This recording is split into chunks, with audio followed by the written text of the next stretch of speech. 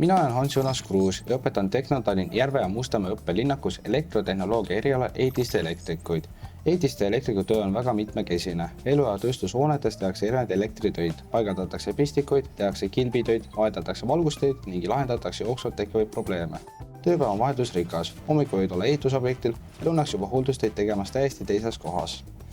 Lisaks on olemas ka võrguelektrikud, kelle ülesanne on tagada elektrivõrgu töökindlus. Nende töö on samuti dünaamiline. Ühel hetkel tehakse alamas lülitusi, teisel hetkel lahendatakse rikkeid.